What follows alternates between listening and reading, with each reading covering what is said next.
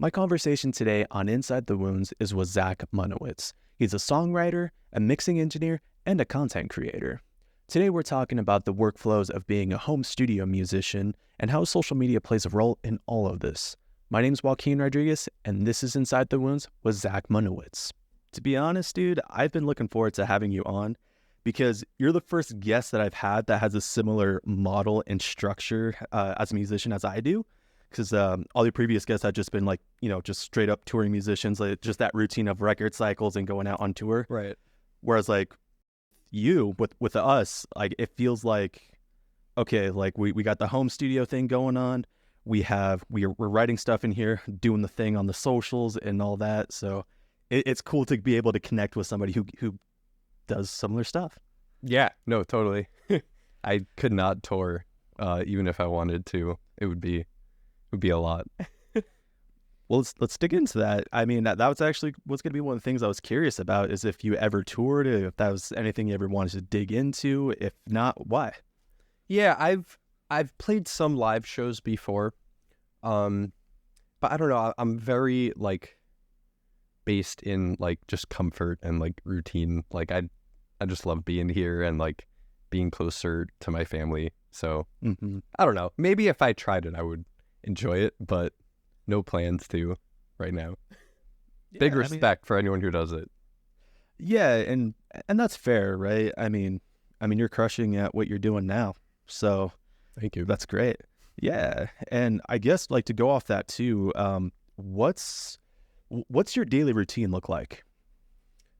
So wake up, cold shower every day. Matt Halpern has been very helpful in guiding my journey of cold showers because it is really hard to get started and it is almost impossible at first. So shout out Matt Halpern. He has made it a lot easier for me. So I do that 2 minutes and then, it depends how early I wake up, but I like to, just make coffee, breakfast, and then hop into work. Yeah. So if I'm not mistaken, you have a regular 9 to 5 job too, right? Yeah. So it's Reverb is based in Chicago. So it's 10 to 6 here, but 9 to 5 there. Gotcha. Okay. Yeah. So I guess that's another place where we relate to. I have your typical 9 to 5. I should say 8 to 5 because realistically that's what it is. And yeah, I kind of want to see how you compare it to this. So, of course, job feels like a job, right? But when we're doing the music stuff, that takes a lot of time too. So it almost really just feels like you get off from the morning job, then there's the other second job that you're doing pretty much every single day. And I guess, yeah, so I guess diving into more of let's just call it more of your creative routine. How do you make that shift? All right, we're working, boom, time to be creative, time to write. Yeah, for sure. So when mixing picks up, mixing is pretty busy throughout the year, but when there's busier weeks, it'll be the 8 hours at Reverb, and then it'll be a break for maybe an hour or so to decompress, maybe 2 hours, and then right into mixing stuff for another 2-3 hours.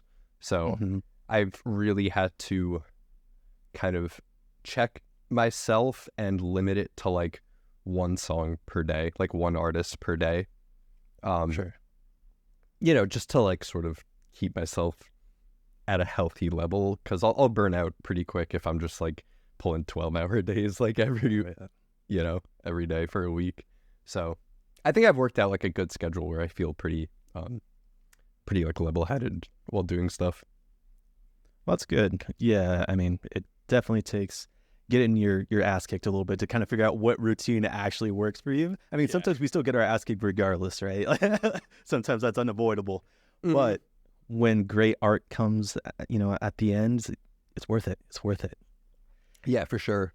So balancing that with, content work, if it's we have a product coming out on this date and we need you to make a demo by then, it's really good time management practice because I really have to slot everything in to make it work for me. And, the mental load of that always comes first when, planning that stuff out.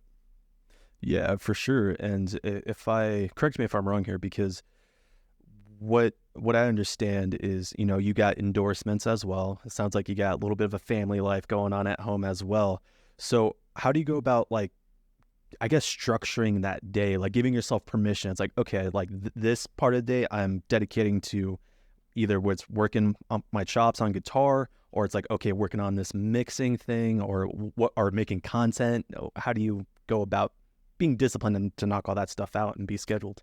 Yeah, so of course, like anything that's paid will take priority. So that kind of gives me a good starting point. Anything with like a hard deadline, like I'll put that first. But the more like kind of like fun, like almost like hobbyish stuff, like, playing guitar or like creating videos for Instagram, like that sort of stuff I'll just do when I feel like it. Like if I have some time to just like, mess around with like tones, or, I want to like shoot something cool, like I'll fit that stuff in. But I don't know. I think it usually takes a backseat to stuff that like I am getting paid to do. But I always want to make time for it because I feel so much better after doing anything creative and like expressive like that. That's like the main reason why I even post on Instagram. It just like feels good to get stuff out there. Oh, totally. Absolutely.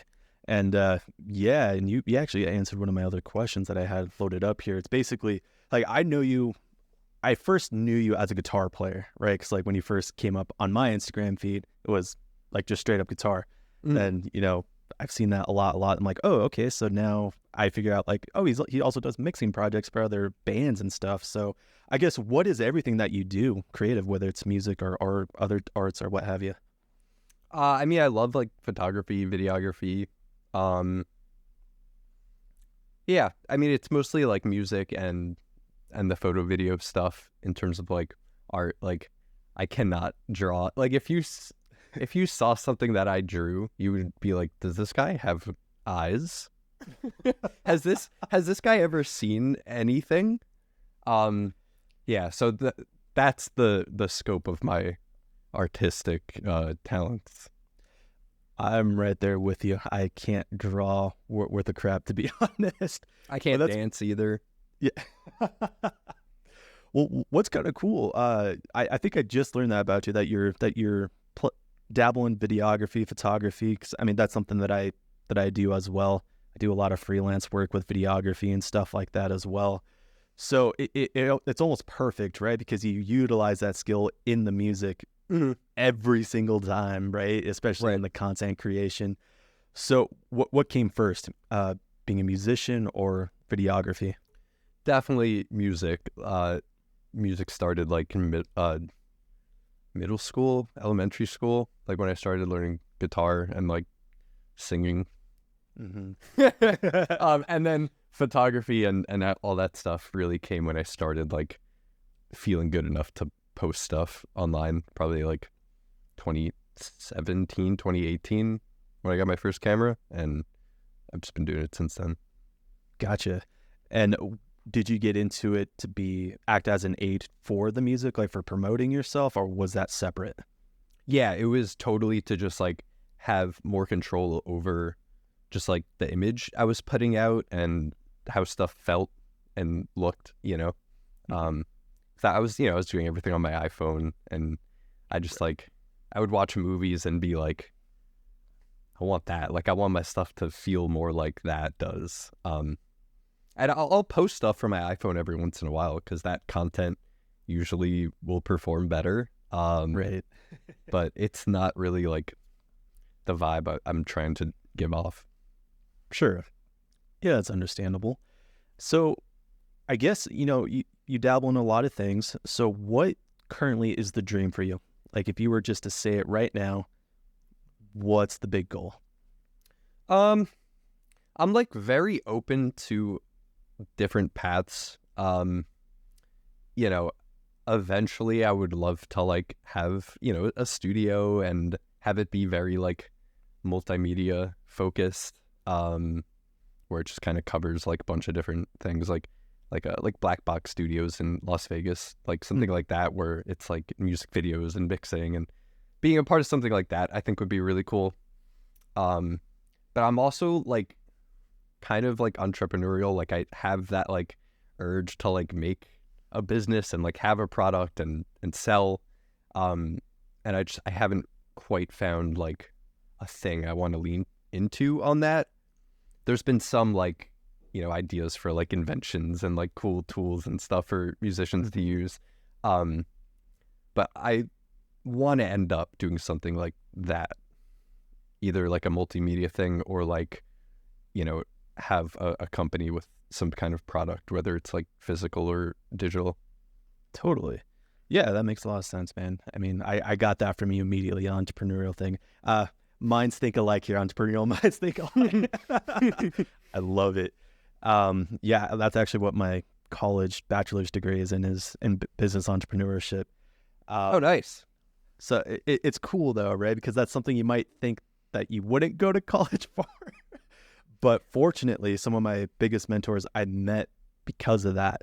And for that reason, I'm doing what I am now and continuing to grow. But like, I admire you, man, because you're, like I said, you're crushing it. So I appreciate that. Like the business side of it, I definitely do not have like an MBA's worth of knowledge on that stuff. And I think I need a lot more. So I kind of wish I majored in that, I minored on entrepreneurship, like creative entrepreneurship. nice. But I definitely want more of that like business knowledge because I feel very shaky. And that's a big part of like why I've been scared to like push that more, so Yeah. just got to get out there. Yeah. And honestly, from what I've experienced with what some of my mentors have told me as well, a lot of it is just going out and not being afraid to fail, expecting to fail, be happy with the failure. You know what I mean? Learn from that, better yourself, and boom, go at it again, man. I learn that every day. I think I just want to give myself like the best shot before I fail a lot, but it's inevitable. Right. Fail. Yeah. And I guess like, do you think that's maybe comes from like fear a little bit? It's like, okay, I only want to show the best version of myself and that's it. I don't want anybody to see maybe 100%. Yeah. Yeah. Okay. Yeah. That's like something that I think I have to work on a lot. Like I'm very scared of people seeing me fail and like have that be, part of like my reputation or like legacy, and it's hard to keep something like that more like personal, especially if it's like a business that you're pushing or a product you're pushing. Like if something like that fails, like everyone can see that. So there's definitely like a fear part of it for sure. You said something super interesting there. You said determines legacy. So I guess in your opinion, what do you think really determines legacy? Like, is it just the successes, the failures, the mixtures? Like, what sticks? It's everything. Like, I think of it almost as like a Wikipedia page, like what would be on there. Because like that's the purpose of a Wikipedia page is like, what is this person's legacy? Like, what have they done, good and bad? I don't know. I think like you don't really hear a lot of like people's failures if they do if they overshadow it with successes. But it's always there. It's always there in every person's journey. So I have to keep that in mind, even if I'm not seeing it. Yeah, I was actually going to play a little bit of devil's advocate here. Do you think it makes for a better legacy story if you see kind of that little bit of the underdog story, maybe that failure, but then is punching upwards and kind of makes it? Or do you think it's like, nah, let's get this as clean as possible? I don't know. It's really like you just do what feels good and like you're gonna fail. And I don't know. It's so hard to like say how I want that to be because like you don't really have control over it, I'm very much just like, it's gonna like whatever happens is gonna happen and it's gonna be great. I'm gonna learn a lot. Yeah. So you want me to tell you something that I recently failed at, like today, as in today? Sure. So, today, what's today? Today's the 28th, right? So our single came out today, right? Our first single, the Gloom EP, and we released a music video for Boundaries. Come to find out that the audio on that was mono. And Oh I didn't no. catch that. And so many links have been sent out, and we've been getting the views are starting to go up. A lot of comments. It's like, oh damn, I might have to delete that and re-upload it in stereo. Oh yeah, that's frustrating. Yeah, but once we start marketing it even harder, at least we know it's gonna be the right version of it. Yeah, we got Right. a little tripped up at the beginning, but it's like at least we caught it, right? Could you imagine if we did it and we started pushing it out like a lot harder for the marketing process? Yeah. Yeah, no, I wish there was a way to like replace the audio on something you've uploaded. I don't think you can, right? No, that would be great. I kind of know why YouTube doesn't allow that, right? But it is what it is. All right. So something that I appreciate about your content, it's like, it's not selfish content. I feel like it's educational because a lot of the stuff that you're posting is a lot of tone tutorials, especially with the fractal stuff and all that good stuff. So it feels like, hey, we're learning something. Not only are we hearing some badass riffs, some badass tones, but like it feels like you're giving to us rather than like, oh, hey, check out what I can do. You know what I mean? So Right. I guess that's something I'm also trying to learn a little bit. So like, what advice would you give? Like, let's say to me, if I were to ask you, like, how do you make your content almost feel like wholesome yet brutal with the tones and stuff? It's great. Yeah, thank you. It basically starts with saying, how can I provide value to my audience? Mm-hmm. Like, how can I give them something that will aid them in their own journey of whatever they're doing? And I assume that my audience is like me. Like, I'm talking to like somebody who enjoys a lot of the same things I do. And that's the case a lot of the time because our scene is, pretty niche, pretty focused. Sure. So that's kind of how I approach stuff. It's like if I was talking to myself from like a few years ago, like trying to show myself some cool stuff. And it makes it feel a lot more like natural, and it gives me like somewhere to project too. Yeah, for sure. And do you sometimes, I know like for me too, like when I try to stay consistent, like with like the posting and stuff like that, that could be a struggle mentally. Like is that something that you deal with, considering that, hey, you do have to have stuff out like for like your endorsement deals? Yeah. No, posting like for fun consistently is very hard. I had a stretch where it was like, I'm going to post every day and it's going to be great. And like, I just don't have like the mental bandwidth to do that. Mm-hmm. It takes the fun out of it. And I post whenever I want to post outside of like, the business stuff, and like, it should be fun. So Yeah. I just do it whenever I feel like doing it. There's some guys who will post like almost every day, and I look at that stuff and it's like, wow, good for you. You are superhuman. I can't do that, but you are awesome for doing that. Totally. It gives me a lot more respect for people who can do that. Whether it's on YouTube posting like weekly stuff or on Instagram posting a bunch. It's work, even if it seems really fun. Oh, totally. On average, how much do you post, like, let's just say in a month? I don't know. I don't really keep track. Maybe like 2 times a week. I really don't hold myself to like any goals or like Sure. Metrics with content stuff. I really see it as just like I do it when I want to do it. Yeah, that's cool, man. It sounds like you're more just focusing like on the quality of the product rather than just trying to get something out there like every single day. Yeah, I mean, like you see a lot of people going for like quantity over quality, and like on TikTok especially, people will post like 5-6 times a day, like hoping things go viral or like blow up. I just don't really like see that as sustainable, especially when it's like in terms of something I'm very passionate about and want to keep like fun. So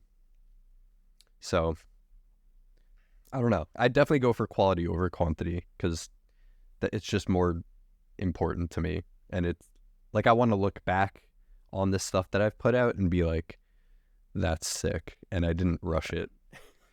You know what? I really want to keep that mindset alive for sure, man. Because I feel like, I don't know if you've experienced this, but I feel like I'm being trained to think the opposite when it comes like to the normal job, like day job stuff.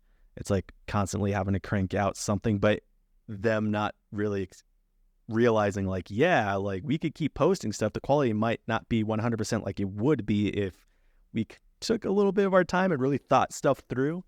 I don't know. I just feel like that's a craft that needs to be kept alive, is taking the time to make a quality product. It just reminds me of YouTube. Like I feel like that's the mindset with YouTube.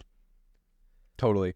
And, for creators on like Instagram, it really depends on the intention. Like what are you actually trying to achieve on the platform? Like, are you trying to go for maximum conversion and reach and, trying to hit as many people as possible? If you're going for that, then, maybe you should post a lot and not worry as much about the quality.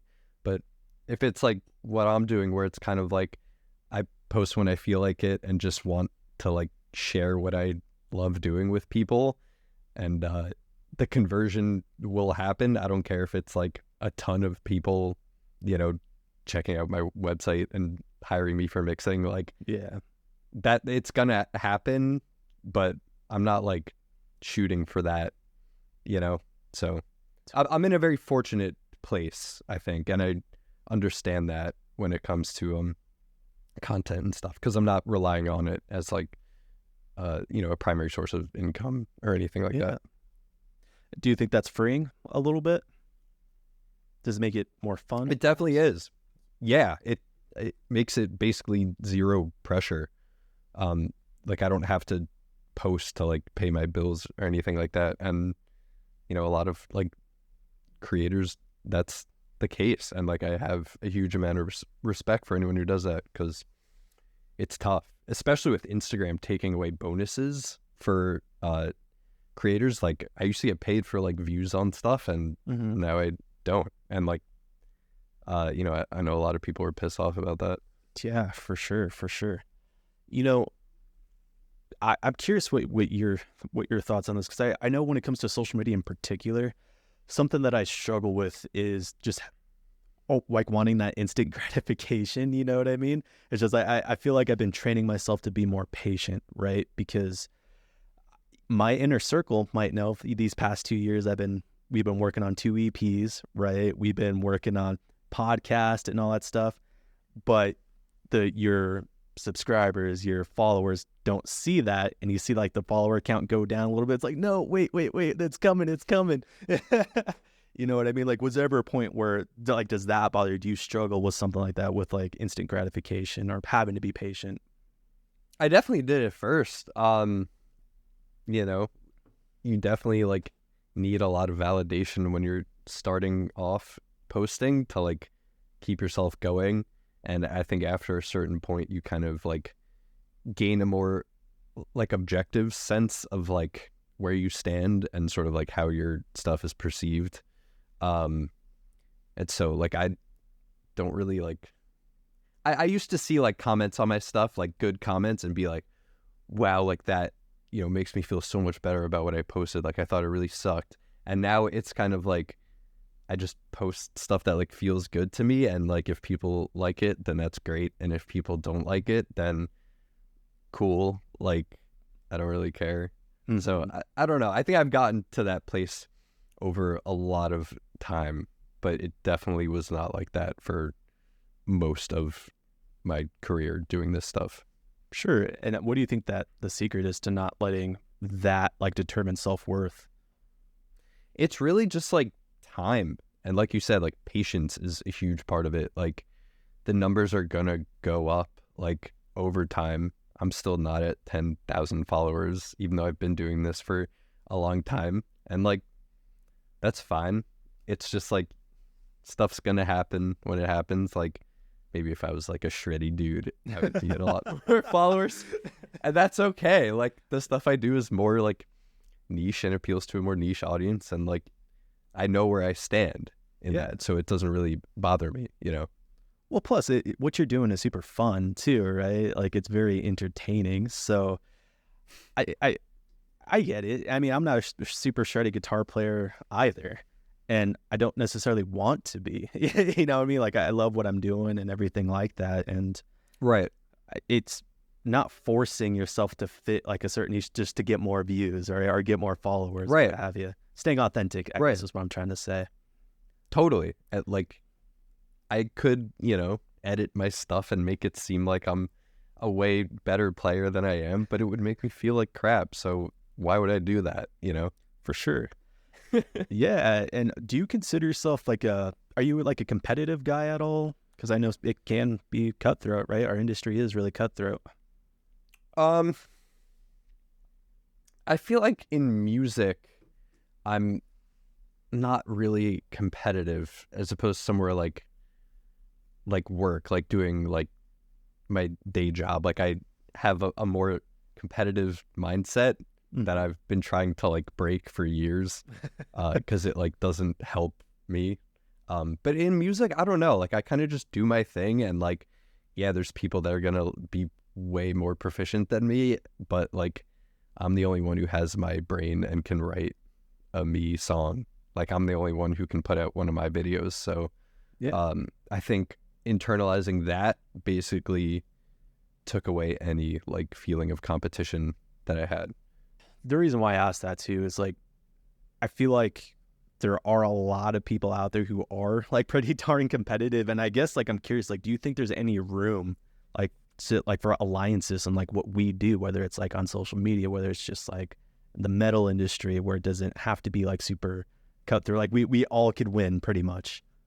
Oh, totally. Yeah. I mean, I've met so many buddies like through Instagram, and like we genuinely like just love each other's work, and there's no like competitiveness because we all do our own thing. There's people who do like a similar thing to what I'm doing on Instagram, but like they're their own people, they're not going to write something that came from my brain. So it's not really competition. We all have different end goals too, and different things we want to achieve. So even if something seems like, oh, this person's like stepping on my toes, or they're like making their videos the same way I'm doing, like they're different people, they're doing different things. So it's like a genuinely pretty friendly community, at least the circle I have. I can't That's speak good. to like other people outside of that, but the buddies I have from Instagram, like it's a good group. That's awesome, man. That's really awesome to hear, actually. I know you mentioned a lot of like you do a lot of mixing and stuff like that. Do you do like any producing as well? I did production for a while, like mostly while I was in college. And I've really had to scale back on things, so that's only mixing and mastering. Mm-hmm. Production, just like you have to sink a lot of time into that I don't have right now. So I've had to really scale it back to only mixing and stuff. Producing's fun though. I love producing my own stuff. I don't really have time to do it for other people. That's fair. And so are you just a solo artist, or are you part of a band? Do you release music with the band? Yeah, so I have a band called Moving Paintings. It's myself, my fiance, my good buddy Chris from Berkeley, and my best buddy Jared, who I know from middle school. We haven't put anything out since 2021. We're kind of like alt rock stuff, and we just kind of work on it when I have a second to work on some full stuff. And it's really cool. We have an EP out that we put out a few years ago. There's more in the works, but we just kind of do it whenever we feel like it. And then I have my solo stuff under Immune. I put out stuff every once in a while. But yeah, that's the extent of my own stuff. And then I co-write with Filter, the band Filter. We have a few tracks out together, and always working on more stuff. So that's like where all my original creativity is going toward. Nice. That's awesome. So when you're creating, let's say like your Instagram posts or what have you, like the riffs that you're coming up with, is that from songs? Do they eventually become songs, or is it specific for just this post? Or what's your, I guess, creative process for that? They're always written with the intention of just being like that post. But like every song I've put out started with an Instagram video. Like if I'm working on like anything that could be a full song, like there's probably already a clip of it on Instagram. Yeah. Because everything starts there. Like it always just starts from like one part and then turns into something. Um, there was this clip I wrote with Zev from Spirit Box in like 2021. We did like a jam. Like I just hit him up to like play drums on something I wrote guitar for, and that is being turned into a new Filter song like 3 years later. So stuff like I'll pull from that. That's kind of like the, you know, the table that I can pick stuff off of. Hell yeah. That's awesome. So I guess then what does it look like when you are in the mindset of like, okay, I want to create a full song? It takes a lot of patience and time, and I really have to sit down and feel like wanting to do it. Like I really have to be in the right headspace to like flesh something out and, you know, write lyrics and build it up into something. I get like bursts of that. Like there are times where I really want to do it, and I'll start working on it. But I don't know. I feel like I have such a short attention span, and that's why all of my videos are like a different song. Sure. Yeah. And with that being said, do you feel like you write better like by yourself, or do you like writing in groups, like in a band setting? What do you prefer? I definitely prefer writing like with the help of other people. It makes it so much more fun, and you get more brains contributing to it, which helps a lot. I feel like with things that are more like personal, where I want to keep it more personal, it's a lot more rewarding to do it by myself. Like with my solo stuff, I love like writing all that on my own. With like guest features, like guest vocal features I do for people, like, you know, really like having that be just a me thing, and like, you know, not having like the band write lyrics for me. Like, Sure. that kind of stuff feels a lot more genuine. So there are times where I prefer it by myself, but usually I like collaborating with people on it. And what does that look like? Is it like your traditional band setting where you're all in the same room, or is it more so like, okay, write riff, Dropbox it to the person, and kind of going back and forth that way? It depends. So with moving paintings with my band, it's us like sending things back and forth, and you know, contributing ideas, and, you know, hopping on calls and stuff. And it's the same with Richard Patrick from Filter. So when I'm working with Richard Patrick, he's like one of the most legendary vocalists ever. I'll send over like a full like instrumental after fleshing out like the song form from him that he wants, and he'll send me just like a track back with all the vocals on it, like all the lyrics written like same day, and the track will be like 85% of the way there.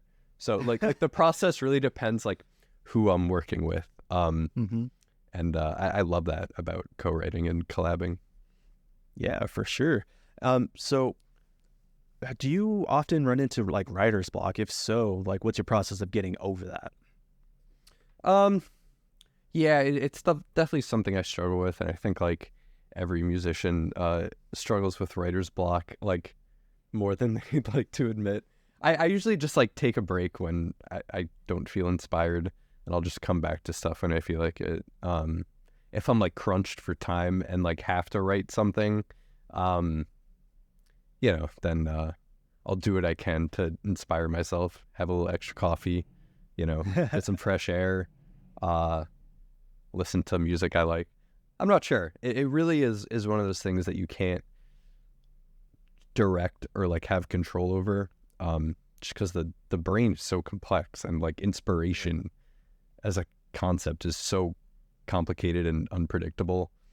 But I don't know. It'll come out, you know, it'll happen. But yeah, writer's block is very real, and it sucks. Oh, but it's a necessary part of the process, I think. yeah, for sure. And let's just say, for example, you wrap up a song. How quickly are you able to get back into that writing process to start something new? Like, do you take some time, or how's that work? It depends on so many things. I feel like, first of all, it depends on like just my mental like health overall and how I'm feeling.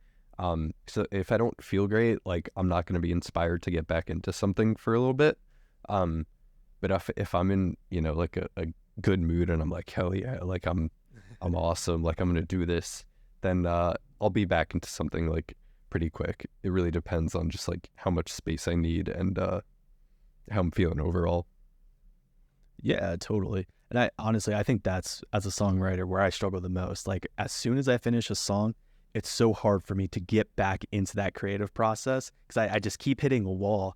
And if I do start writing something, it's like, oh, that sounds similar to that riff and maybe that part. Yeah. Yeah. I'm guilty as hell when it comes to that. It's like, wow, that riff came too easy to me, and I think I Yeah, know why. exactly. So when it comes to like woodshedding, do you dedicate like specific time, like to, all right, I want to tighten up my chops, look at some theory stuff? Um, Not really. I probably should. I feel like I would be a better guitarist if I did. I really don't like practice guitar. I feel like if I was more of like a shreddy player or like someone who like needed to play faster or more complex stuff, I would definitely practice more. Um, I feel like the way I do practice is by recording myself a bunch. Mhm. 'Cause I think that's helped me more than any practice routines I've learned, you know. Um, it's so brutal, like recording yourself and listening to it back in headphones in 48 kilohertz, you know, 24-bit, like everything is there. And you can see everything on a grid too. Mhm. So timing has been a huge thing that I'm trying to work on. And so the grid is just like brutal honesty with that. Yeah. And so when did the vocals come into play? Because you mentioned that you've done vocals. Yeah, vocals are usually the last thing to get thrown over a track. If it's like a guest feature that I'm doing, then it's like always the last thing because the band will usually already have like the track written and I just, I fit vocals to it. With my original stuff, it's usually kind of the same way. Like I'll fit vocals to it and like try to match like the vibe of it. I rarely go in with like a lyrical idea and write a track to that, but it's something I want to mess with because I feel like it would be pretty fun. Yeah, I mean, from what it's been, I do the same. Like I do instrumentals first, then we'll add like the vocals to it. It's been recommended to me recently to try it opposite because that could help with melodies. Like Yeah, that it would really enhance like the melody hooks and stuff like that. Like, I might just have to do that. So when it comes to your vocals, are you like a trained vocalist or self-taught? no.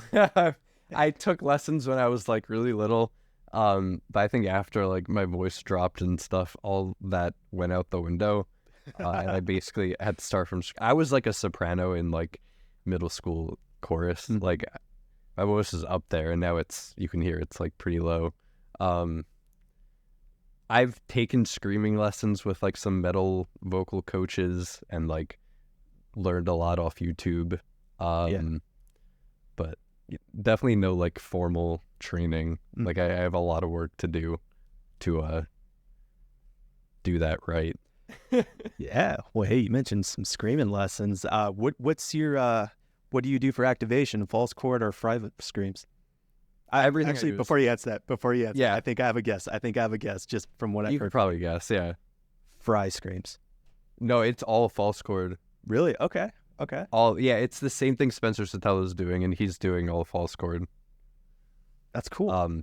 Yeah, he has a course. He has a few courses with Chris Lipe. He's got like a bunch of stuff on YouTube, but those courses like changed the way I scream and like were essential in like getting my technique to a place where I wasn't just like wrecking myself every time I went for it. Hell yeah. And in the like warming up to do something like that is very different than how I've warmed up in the past. It's like a lot more involved. And it helps a lot.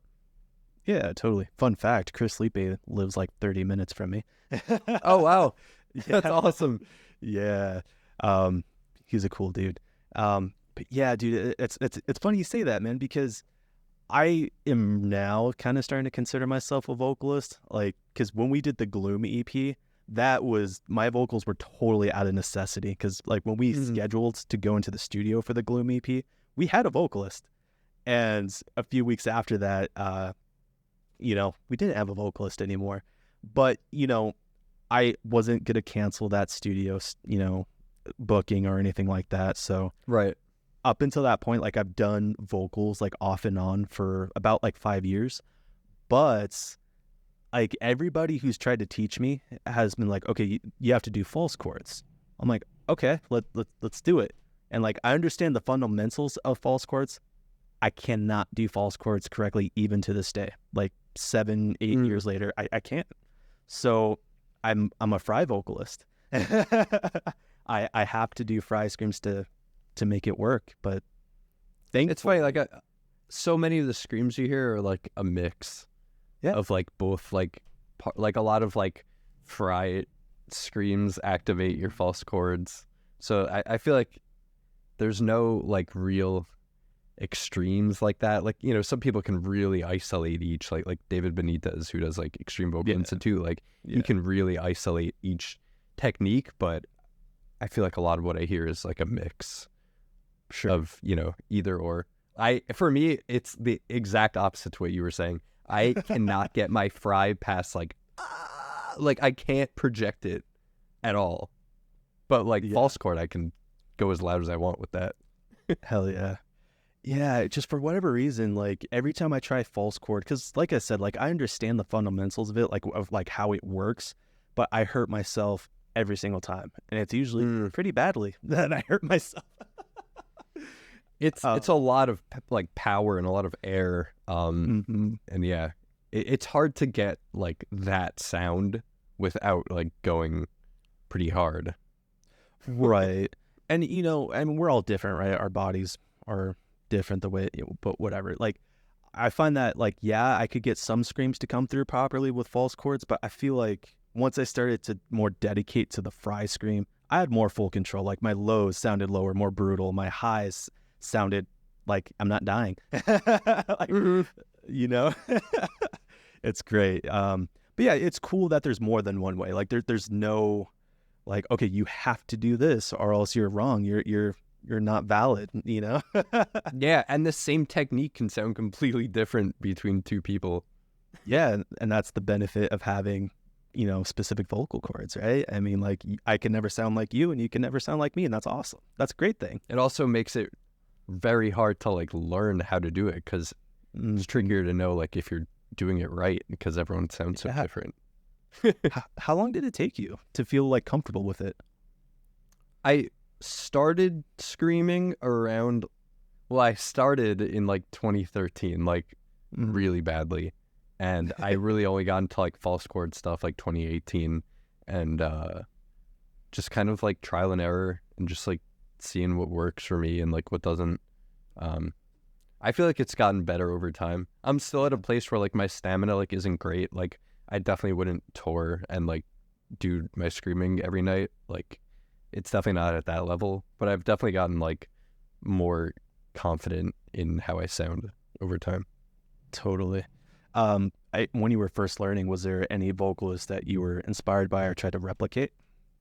It's like Spencer Sotelo, Corey Taylor, Chester Bennington, and it's like that stuff. Like that was like the pinnacle of screaming to me. It still is.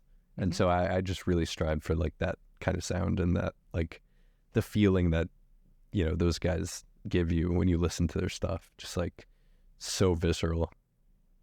Yeah, I mean, I gotta second that. I'm a huge Corey Taylor fan. Like I would say he is my favorite vocalist. I think Chad Gray is a close second, because I love Mudvayne as well. So are you like a deathcore guy? Is there like any like deathcore vocalist that you're like, oh shit, I wanna try that? It's funny, like not as much. Like I love like Will Ramos. He's like an insane vocalist. I feel like that style though, like I love hearing like more of the person's voice in the scream. I feel like that's what really allows me to connect with like the way someone sounds, is like how much of like their voice is in it, like how much it sounds like they're actually just like screaming, like yelling. Um, and so I feel like a lot of deathcore vocals, like they're like brutal as hell and like sound like demonic monsters. But I feel like emotionally, like it's harder to connect with something like that. And so like I like deathcore, but it's definitely you know, I can't connect to it as much. Sure. I guess let's compare that to like guitar, for example, like guitar tones. Like, is there something that you hear from a guitar player that gives you that connection? Like that you're like, okay, I love that. That gets me excited. Yeah. I think everything Mateus Asado does is like the perfect example of like what connects me to a guitarist playing. Like he makes it like sing. Like it's literally sounds like someone is singing and you like transcribed what they sung. And just like like his facial expressions when he's playing too, like he's feeling every note of that like so genuinely, and you can totally like hear that in everything he plays. Yeah, like I just really connect hard with that. I think like Jimi Hendrix's playing too is like that, where it's just like so like direct, like that connection from brain to guitar. So I think that's really like what makes me connect most with, you know, guitarists playing. It's like how direct that connection is from like their emotions to their fingers. Yeah, totally. I mean, you've been doing this for a while now. Have you ever had anybody reach out to you and be like, hey, "Yo, you've inspired me. You know, you've inspired me." Yeah, I've gotten some nice messages like that. My stuff has inspired them. I don't know if I've inspired anyone to like pick up the guitar. I feel like a lot of the people who follow me are like people who are already pretty deep in it. But you know, I get like nice messages every so often, so it feels good. I think I've inspired some people to like mess more with like their tones and stuff. But yeah, I think anyone who follows me is pretty deep in it. Pretty deep in the guitar rabbit hole by this point. For sure. For sure. And I'll say this in terms of like inspiration, like when I look at your videos, like it in my head, I'm like, okay, there's a level now. Like I like, especially like visually, it's like, okay, I got to make sure this looks clean. Like it has to sound good, but it also has to look clean. I'm like, damn it, Zach, damn it. I'm looking at my video. I'm looking at Zach's video. I'm like, motherfucker. What scares you right now? Is there anything in life right now that you're genuinely kind of afraid of, but maybe excited to conquer? That's a great question. I feel like a lot of the things I'm afraid of are like very centered on myself, as opposed to like things like it's all stuff outside my control, because that's the scariest stuff. It's things you can't control.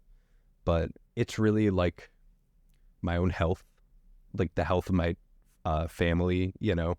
I think I feel like if you have that, then like you're winning. Like that's the best thing there is like your own health. So I have generalized anxiety disorder. Like I've been diagnosed with that since like middle school. And so I have a lot of like health anxiety about myself. And so that has been something that I've really been trying to conquer for years and years. And that's probably like my biggest like fear right now. As opposed to like money or like career stuff or like, I feel like, I don't know. I think a lot more like focused than that, because there's just so much that like, I don't know. I feel like if you don't have your health, like you don't have a lot. Yeah. Oh, yeah, absolutely.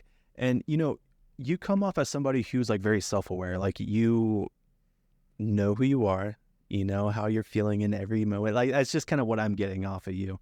And I can relate to that because you mentioned like the anxiety thing, right? I feel like something that I've been struggling with a lot is, well, fuck, I was born with it. Like IBS is something that I've struggled with my entire life. And honestly, that's probably one of the main reasons why I'm not touring. All right. But yeah, and I think you could look at those struggles and like, I've noticed that it's like, okay, like either you can let that conquer you, or it's like, you can figure out ways that can strengthen you to like, to a point where nobody could even understand. Right. And like, yeah, have you noticed a shift in that? Like, was there a certain point in your life where you're like, oh damn, like I just gained like a huge level of confidence or strength that I can conquer anything now? I think like spending time in cognitive behavioral therapy really, like literally just in like the past like 2 years, I think gave me so much more confidence because it helped me put things in perspective. And I feel like having perspective really sort of changes everything in the way you think and the way it like makes you feel. And that just, it gives me a lot of confidence to say like, okay, this is stressing me out, but like big picture, like it's not that important and won't matter in 5 years. So why am I going to dedicate this much stress to it, you know? So I feel like it's made me a lot more like laid back as a person. Like I was described, someone called me like laid back the other day, and I was like, wow, I guess I kind of am now. It took a lot of work, but so that made me feel confident. Yeah. But definitely was not always like that. Fair enough. Well, that's good. That's awesome that even those around you are noticing like I guess like a good improvement. That's awesome. Yeah. Also, going back to you saying that I'm like self-aware, I feel like that's like such an underrated compliment, because like it takes so much work to be like mindful of like what you're feeling and like how what you're saying and doing is like affecting other people. So thank you for that, because that feels good, because that is something that like I've worked on for a while. Well, it's true. Like honestly, I read that the first 3 minutes that we jumped on this call. Like so yeah, that's great, man. Like I'm glad that you know who you are, you know what you like, you know what you're feeling, which I think that's super important. You know how you're feeling, because there's a lot of people like, why am I feeling this way? I don't understand. Right. You might go through that. I don't know, but typically, I feel like from my own experience, like me being always like, I'm similar in the sense like I know how I'm feeling in certain moments. Like I can get myself out of it, but sometimes like I'm like, okay, I need to feel this for a little bit, you know? Right. Like there's still so much I have to like learn about myself, but I can be honest with myself about like the way I'm feeling and not like push stuff to the side. And I feel like that's such a big part of it. Yeah, and do you think that's helped you like mature, like just as a person, maybe even as an artist? Yeah, I in so many areas of life, like just like being real with yourself and like talking to yourself in a respectful way that doesn't like bring you down, and just being like totally open and honest with yourself about how you're feeling. Like it goes a long way. Like so much of like life starts there. Like it starts with like how you talk to yourself, how you think about yourself, you know, and it kind of all like butterfly effects from there. Yeah, I agree with that. And early on, like, did you ever struggle with not being so kind to yourself? Like, whether that's being your own worst critic or just straight up just being overly hard on yourself? Yeah, most of my life. Yeah, this is like really only like improvements I've made in like the last couple of years. I mean, for most of my life, like I was definitely my own worst enemy, you know, and just the way I talked to myself was just awful, like really bad. And I've just gotten to a place where like I've kind of realized like I'm the only me I'm gonna get, and like there's like something really special about that, you know. So like, why would I treat that self with like hate or doubt or, you know? So definitely took a lot of time, but I'm a lot more happy with the way I treat myself now, because it does go a long way. Oh, of course. And have you noticed, like, I mean, I know there's a lot of people who will take those emotions and that's what creates the music, right? Because I heard you mention a few times, you're like, if I'm not feeling it right now, I'm going to step aside. Is there any moments where like, okay, I'm not feeling it, but I need this release. This can be like on Logic, like this can, you know, come out as a song or what have you. Yeah, like that kind of stuff will feed into inspiration. Like if I'm thinking of something in my head and it's something that like is really, you know, keeping me up, but I don't feel like musically inspired, it like channels into that, and it like that's where a lot of inspiration will come from for me. Like there's the kind of like semi-forced inspiration where like I'll put on like a drum loop, like I'll program like a drum groove and just loop that shit until like I come up with something half decent. And then there's like the more like natural flow of inspiration where it's like I'm feeling this is what I'm gonna put into Logic. Yeah. And so that's sort of like that path.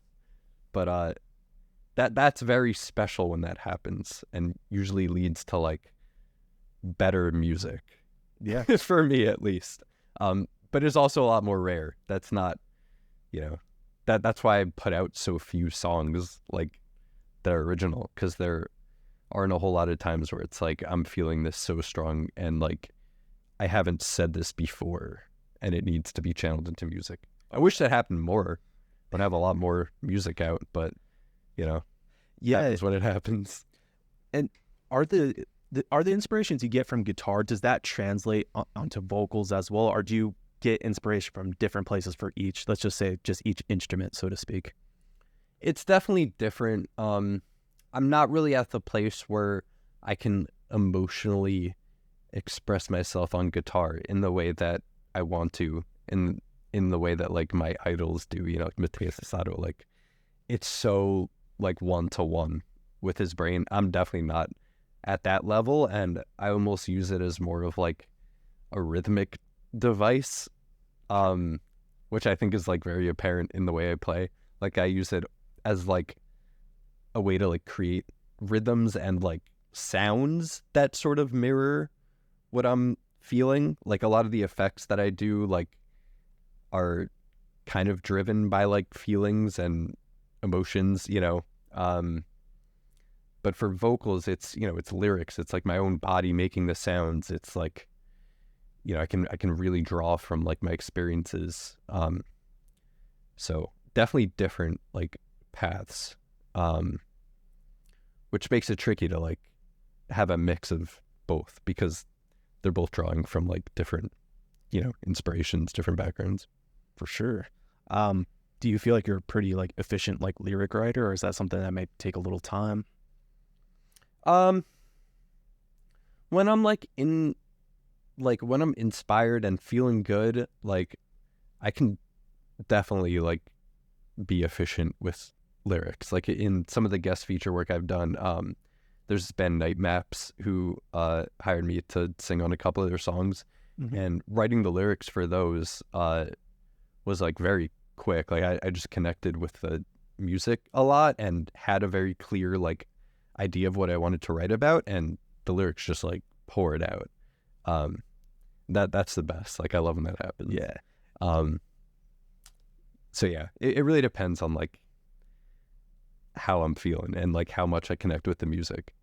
Yeah. And do you find yourself ever just writing just lyrics? Like you might just be walking around the house like, wait a minute, let me pull out my phone and write something in my notes really quick. Yeah, I'll just like throw stuff in my notes app and I get like a zinger, a cool line or something, and then I'll try to work that into a song.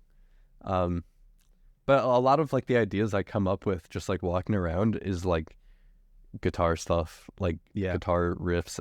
Like I'll just have a voice memo of me like making stupid noises and then try to do that on guitar. Hell yeah. That's awesome. So when you go into like writing guitar in particular, are you like, okay, I'm going to choose a BPM and work off that? Or do you just like write a riff and let it flow from there and let that determine like BPM or what have you? Yeah, if I'm like just starting a song, I'll mess around on guitar first and like sort of feel where I'm at. I feel like there's like a BPM that will feel like the most natural in that moment. And that's what I'll go off of. Like sometimes I'll just be sitting there and just be like, and it's like, okay, like that's going to be the feel of this like demo or this like clip, And there's some days where like it feels better to like write something slower and like more straight. But that doesn't happen as much anymore. A lot of it is swung because that's what I'm feeling a lot of the time. Right. Yeah. So a little earlier, I asked you what scares you. Well, let me ask you this: what really excites you right now? I'm very excited by the new music coming out from all these bands that are dropping new music. I think it's really sick. All the new like software, music software that's coming out, like isotopes, like advancements in RX, like that stuff's really exciting. The stuff OX Sound's doing, this Bloom and Spiff, and like all their plugins are just like insane. I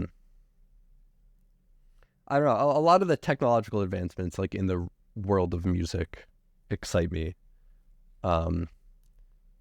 I said all the new music coming out while I was thinking of like an actual answer, because I'm excited by like all the new music that comes out, but there's always new music coming out. Oh, yeah. So I'm not like particularly more excited about it now than usually. But the technological stuff in music right now is like really sick. Obviously AI is being like weaponized and like used in pretty cursed ways in music right now. Like Plankton songs, SpongeBob and Yes, Plankton songs? exactly.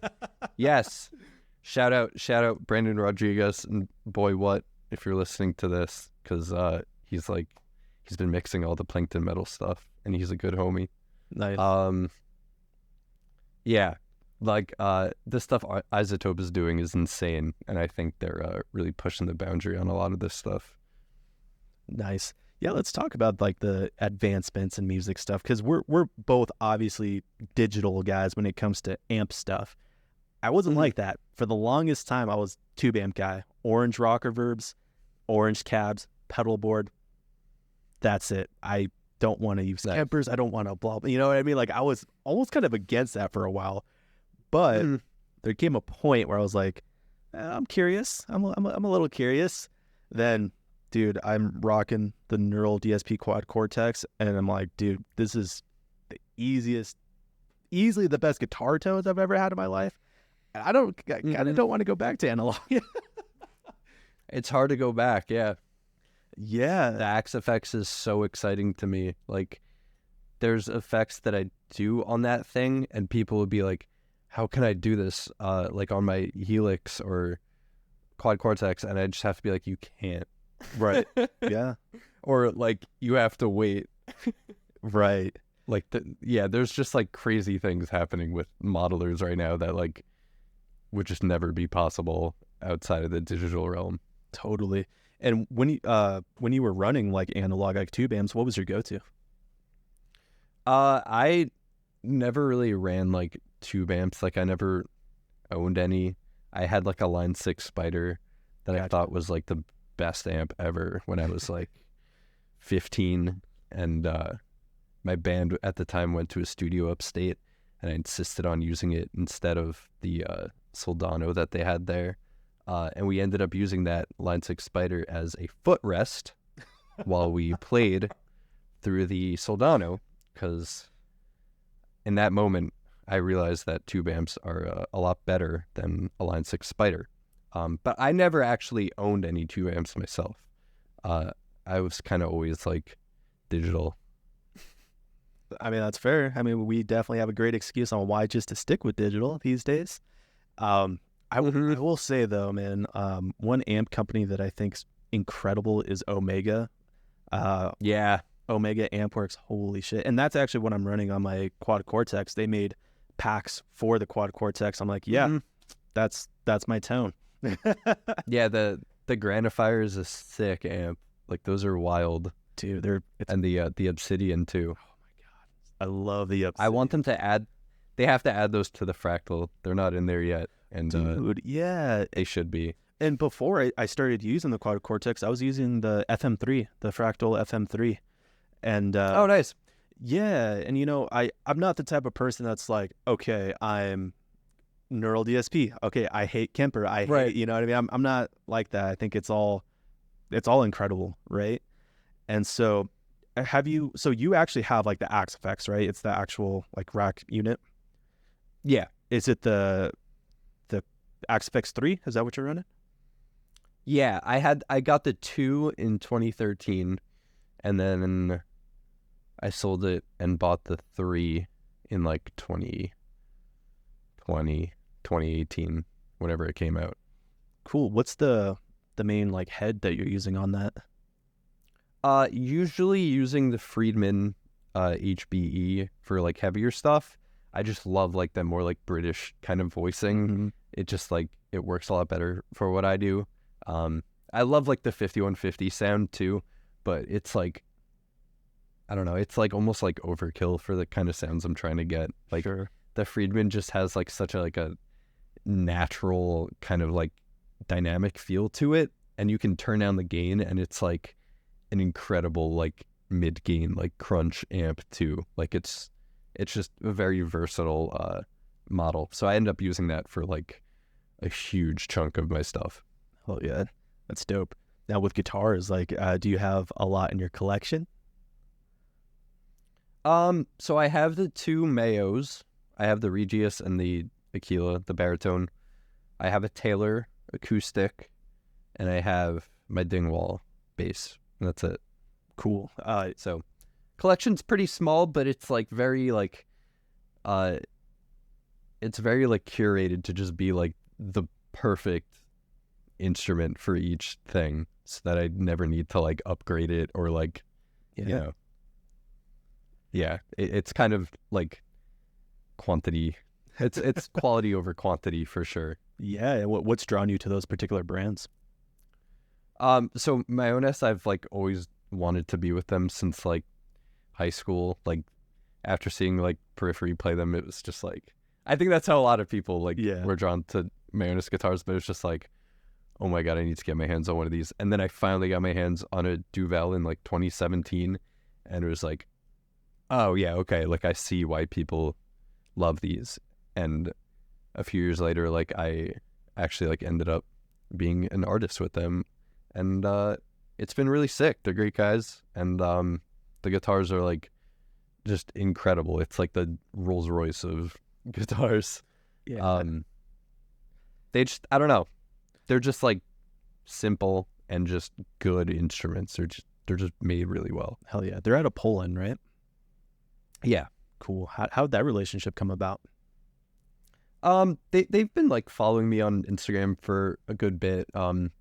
Matt from Mayonnaise and I like, kind of talked casually for a while, and I just like reached out to him one day. I was like, would it be possible to like actually like be an artist with you guys? Like I love your guitars and like everything you guys do. And he was like, yeah, like like let me ask my team. And he got back to me and like they were like, hell yeah.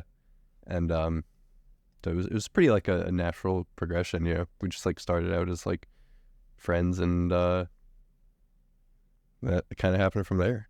So yeah, like being able to like design like custom instruments with them is like insane. Like the Regius I got, the flame maple top one, I'm like obsessed with that guitar, and it's like my spec like from the ground up.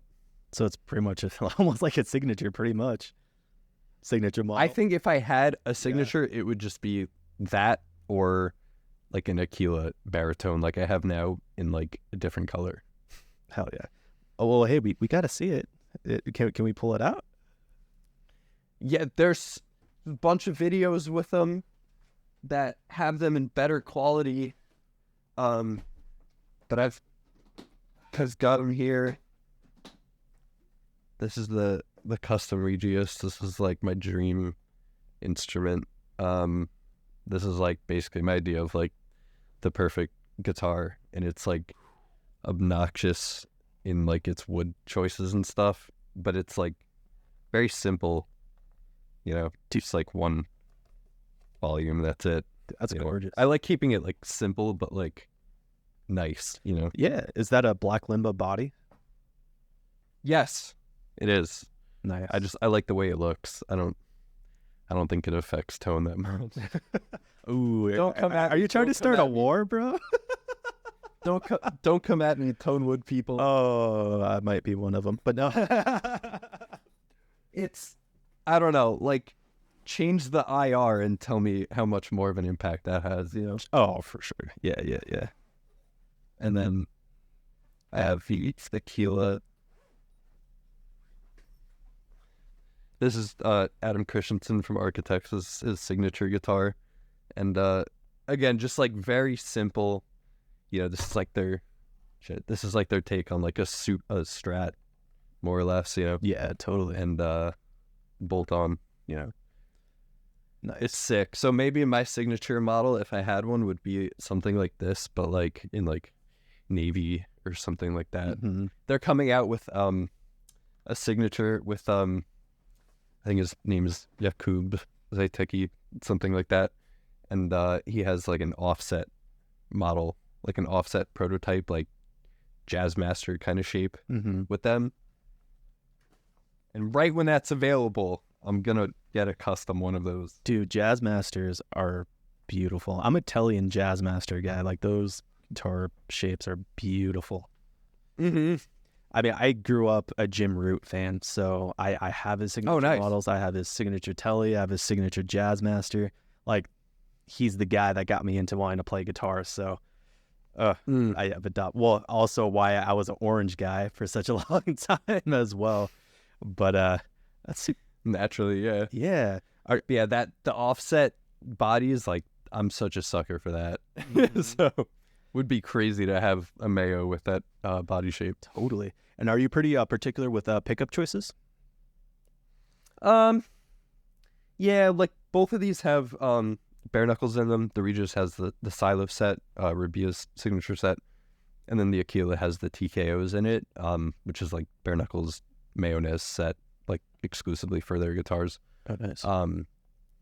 But yeah, I don't know. I think it's more about like how the pickups like feel and sound. The differences are usually like pretty darn subtle between a lot of them. Besides like the output, I gravitate toward like bare knuckle stuff just because like it feels the best to play to me. Sure. I'm not like endorsing them or anything. I just like, I've really only played their stuff and I like it. That's awesome. I don't have much to compare it to. Well, that's fair. I mean, they're a sick company for sure, and it's complementing everything you're doing. So hell yeah. Thank you. Yeah, man. Well, I think this is a pretty good place to wrap some stuff up, man. Is there anything that you would like to plug before we wrap up? My Instagram is at @IamImmune. It's like 3 M's in a row for some reason. But Immune is my solo project, so that's where that comes from. Yeah, I don't know. That's it. That's the only thing I would like to plug. I'm on there. Talk to me. I like dorking out over stuff. Yeah, thanks so much for having me on this. It was a blast talking with you. If you enjoyed this episode, please consider hitting that like and subscribe button to stay on top of new episodes of Inside the Wounds.